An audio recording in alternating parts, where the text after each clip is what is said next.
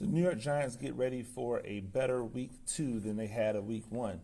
We just watched a Thursday night where the quarterback didn't have a very good game. These things happen. We're here to talk about it.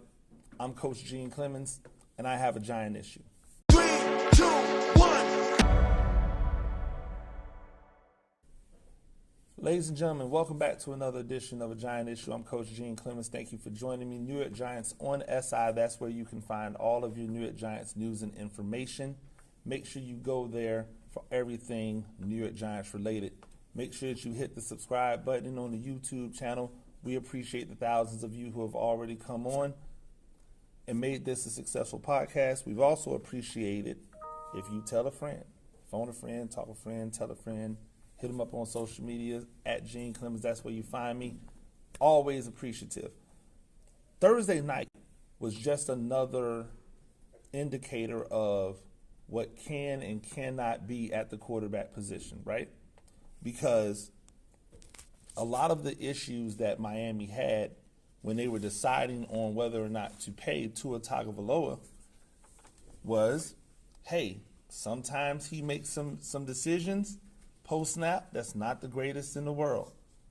Also, he gets hurt.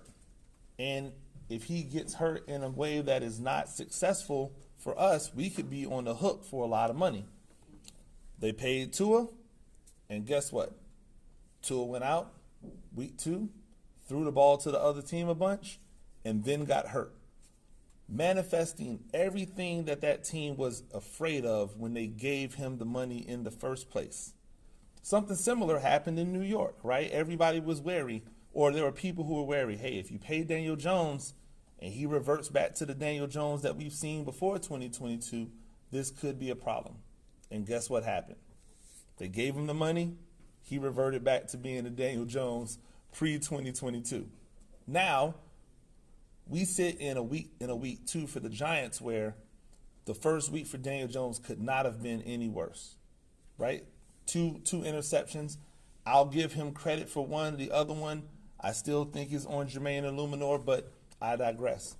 2 interceptions. He looked frazzled, but the entire week, all I've heard was, oh, well, he's fragile. He's not feeling well, or he's not himself, and this is the lowest that I've seen Daniel Jones.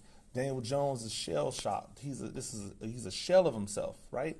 I heard all of these weird things, and everything I kept thinking was, that was just 1 week, right? It's just 1 week, and in 1 week, you shouldn't be making overarching, hey, this is what it's going to be for the entire year. If you remember last year, because I talked about it earlier in the week, if you remember last year, Daniel Jones week 1, not very good. Daniel Jones week 2 was QB1 in fantasy football. That means he put up a lot of stats, and they won. So that was a good thing, right? So the ebbs and flows of the quarterback position means that when you're not the elite of the elite, you have some really, really bad games. And then you have some really, really good games, right? The only guys who don't go out and have really, really bad games are the elite of the elites. The Patrick Mahomes, your Lamar Jacksons, those guys. They don't go out and have their bad game. A lot of times is the decent game of those next level, those next tier quarterbacks, right? That's what their bad game is. They don't usually go out and just have completely and totally, utterly awful games, right? And if they do, they normally come back and light the world on fire. So I go into this week 2 matchup with the Washington Commanders, and I'm like, there's still reason for optimism. There's still reason for us to look at this team and go, they have a chance to get a win. And if we leave out of week 2 with the New York Giants at 1-1 after the disaster that was week 1, how could you not feel good about the season going into week 3, regardless of who you're playing? That's the way that you have to think about it if you don't just want to sit around and be negative the entire time. It's really easy. It's really easy to go and be negative when things seem down, right? When negativity is at its all-time highest. It's easy to just pile on. Sometimes it's not in our best interest. It's not in our best interest to think positive about these things. Sometimes it's in our best interest to think negative because we want to blend in with the crowd. However, if we step back and look at this thing objectively, here were a few things that were going against the New York Giants in week 1. The first is the philosophy of not really playing the starters in the preseason.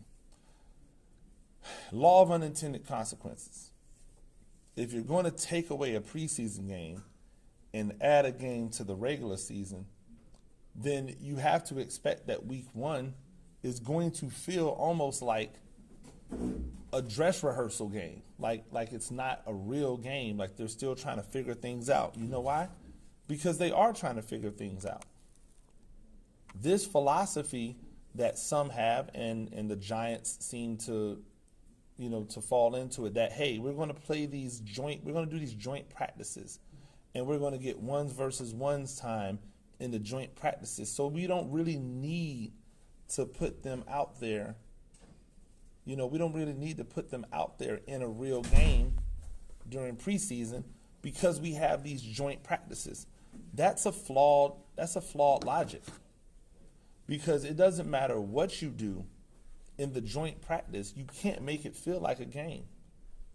You're always going to have it feel like a practice. Somebody's going to blow the whistle early. The quarterback isn't being touched.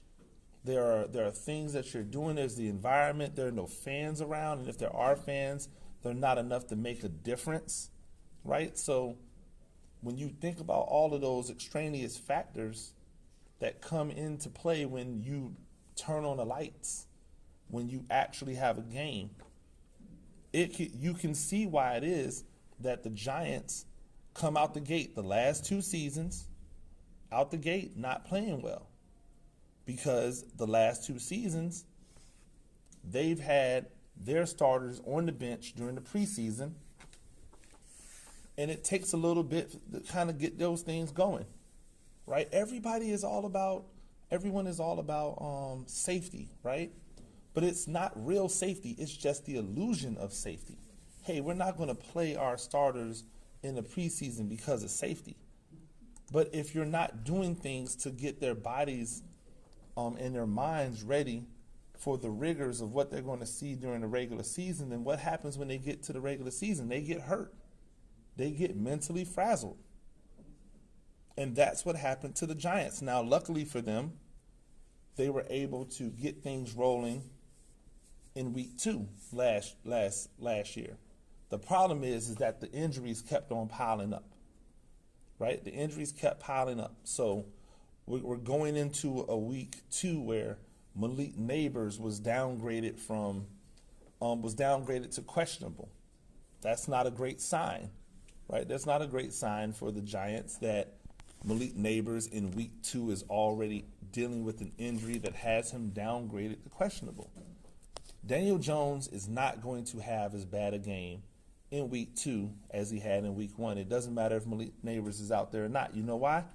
Because the history shows that he's not that bad, right? What he did on last Sunday was his low. That's what he can do when he's at his low. But he's not Davis Webb, right? He's not some of these other quarterbacks that just don't have an ability to be stellar. Like, he has an ability to be good. He just hasn't shown the ability to be good consistently. But his level of bad is normally not that level of bad. That is rock bottom bad. The same way that for Tua last night, or for Tua on Thursday night, that was his rock bottom of bad. We've seen that from him before, where everything just seems to short circuit, and then he does something to get himself hurt. Like, it's almost comical. You could see it coming. I was talking with my friend group in this business, and we talk about sports all the time, and we're watching the game, and at one point I said, yo, is Tua out there point shaving or something? Like, because of how bad it was. And then someone said something to, hey, watch he gets hurt. And sure enough, he got hurt. Like, we see these things coming from quarterbacks. We see that snowball effect coming from quarterbacks. And so it'll be interesting to see how he bounces back. I do know this. They played the Commanders twice last year with the backup and the third string quarterback, I believe, and were able to move the ball through the air pretty well versus the Commanders. The defense that they have there now, Dan Quinn, the head coach, it is a real – Dan Quinn's been living off of what he did as the defensive coordinator for the Seattle Seahawks. He's been living off that for his entire existence. He was able to get the job in Atlanta because of what he did in Seattle. And then he was able to bring in a really good offensive coordinator who they probably should have fired him for and made the head coach in Kyle Shanahan. But they didn't. Shanahan went to the 49ers, and things just started going down immediately, right? He got out of Atlanta. He then went to the Cowboys as the defensive coordinator. That Cowboys defense wasn't good. That Cowboys defense just had a lot of turnovers. And then the next couple of years, they weren't actually good, but he was able to flip that into another head coaching job. He has been living off of what he's done in Seattle, and now he's going to do the same thing in Washington, almost kind of similar to Ron Rivera. It's really interesting that they got rid of a defensive coach in Washington and brought in another defensive-minded coach. You don't normally see that. You normally see that pendulum swing the opposite way, right? You normally see it be a situation where you go from a defensive coach to an offensive coach, or an offensive coach to a defensive coach. Rarely do you see it happen where a team goes from a defensive coach to another defensive coach. So that was interesting to watch. That was interesting to see. I think for the Giants, it's going to be important for them, establish some type of run game that does not include Daniel Jones as the primary runner. That should not be happening right now. Daniel Jones should only be used in the run game as somebody who can make it an 11 versus 11 game. If he can't make it an 11 versus 11 game, then he shouldn't be involved in it. And that's the problem. Like, that's what he should be doing. If he's not on that type of time, if he's not doing that type of thing, then it's not going to work for him. Right? They have to establish some type of run. You can't tell us, oh, well, we didn't need Saquon Barkley, and then go out there and run the ball like you're incapable of running when you've improved the offensive line. If you improve the offensive line and you took the running back away and replaced him with someone you said was going to give you similar production, and then you don't produce at all, then what are we to believe? That it wasn't the fact that the offensive line wasn't better. It was a fact that the back was that much better. He made everything look better. Right? He made everything look better. He put Band-Aids on the gunshot wounds. But now with no ultimate Band-Aid there, things just keep bleeding. Right? And so that's what I need to see. I need to see the Giants come out and make a concerted effort to move the ball on the ground. That will then open up the deep shots, that will open up the screen game, that will open up the short, intermediate passes, but it has to start from the run. And if it's not going to start from the run, then Daniel Jones needs to be a lot sharper on his short to intermediate throws, which he wasn't in game one, right? So those are the things that we need to see out of Daniel Jones. Those are the things that we need to see to make sure that he is operating at a level he's operating at a level that's going to allow him to be successful in week 2. Defensively, got to stop the run, number one, because they're going to see what happened last week and go, well, we've got Robinson. Robinson can run the ball, right? You have to identify where Austin Eckler is, and you're going to have to corral a quarterback that when he takes off, it's a problem. Jaden Daniels is a problem when he takes off and runs. So you're going to have to make sure that you take care of that part of the run game as well. But then we're going to need to see these wide receivers. These defensive backs cover these wide receivers. I don't believe that the Washington wide receiving core is as good as Minnesota's receiving core. But I think their running game is better than Minnesota's running game. And so if the Washington receiving core can have success, then it's really going to be bad because that's going to open up the Washington run game to have success. And then I think across the board, outside of Dexter Lawrence, this defensive line and edge rushers, they're going to have to play better. The defensive line and edge rushers are going to have to show that they are worth the money. Either our $100 million man, Brian Burns, making some spectacular plays, or Kayvon Thibodeau, the guy who wants to be a $100 million man, making plays. They are going to have to bring the pressure from the outside so that the man up the middle, Dexter Lawrence, can do his job. And then we're going to need to see a little more out of Nacho, right? Nacho is there as the run stopper of the group. So watching these guys just run through lanes like there's nobody there, to me, is an indictment on Nacho. And we need to see Nunez Roches do a lot better in these situations. We just haven't seen it till now. And we need to see more of it. Right? Defensively, that's where it is. Stop the run. Allow these defensive backs to cover these and be a little bit more aggressive on these receivers so that it can't just be pitch and catch all day for a rookie quarterback. The rule of thumb on a rookie quarterback has always been the same. Send pressure. Pressure, pressure, pressure, pressure. Because what's Jaden Daniels going to do when he gets pressure? He's going to run it. That's what he's going to do. He's going to run the ball. And when he runs it, we should have somebody there to spot him, to be able to keep him from running away.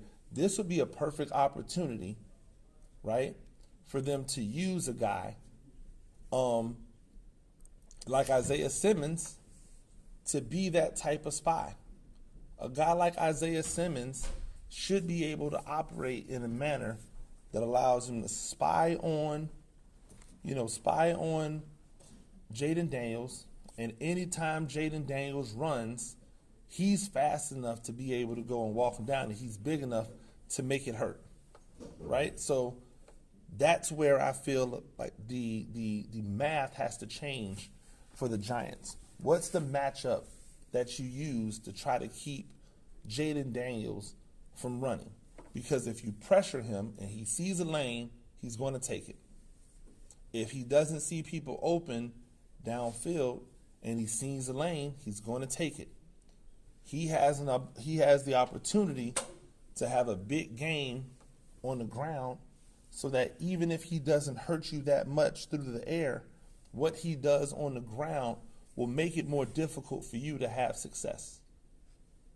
I think it's really important for us to keep that in mind when watching this game.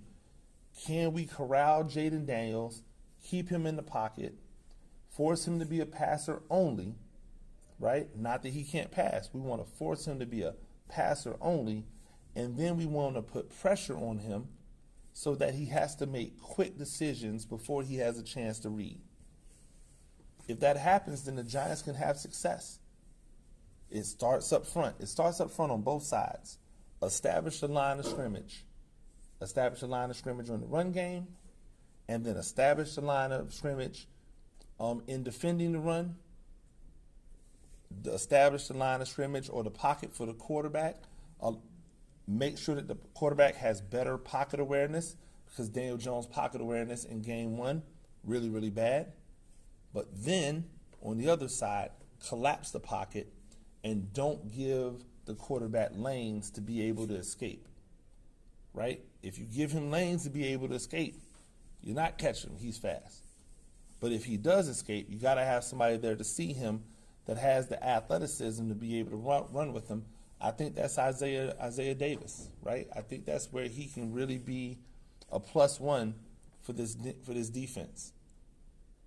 I also would like to see some more dynamics out of the special teams. Like, just it hasn't been a situation where the offerings have been great. Like, I haven't really seen anything out of the kickoff return that would tell me this is going to be a dynamic play for the Giants. And it should be a dynamic play for the Giants. That's what it's there for. So between all of those things, I really want to see what happens for the Giants in week 2. I think week 2 will inform a lot about what we should expect from this team going forward, because this is a game where you should be on level playing field. Like, Minnesota should have been that game, right? Now Washington should be that game. And so if Minnesota and Washington are bad, then you go, okay, this is who they are. But if Minnesota was bad and Washington's good, you go, okay, Minnesota might have been a fluke, right? If there's no consistency of bad, then maybe bad can be inconsistent. And if bad is inconsistent, that means that you have a chance to be good, right? That's what I need to see. I feel good about this opportunity. I think that they have a chance to be successful in this game. On Saturday, I'll be joined by the Beard from Authentic and the Beard, and they cover the NFC East. The Beard, I believe, is a Washington fan. And so we'll talk about the matchup. We'll talk about what we're looking forward to seeing from both sides, and then we'll give predictions. So you will not want to miss that. That's on Saturday, so make sure you're back here tomorrow to check that out. New York Giants on that side. That's where you get all your Giants news and information at. Make sure you go and check that out.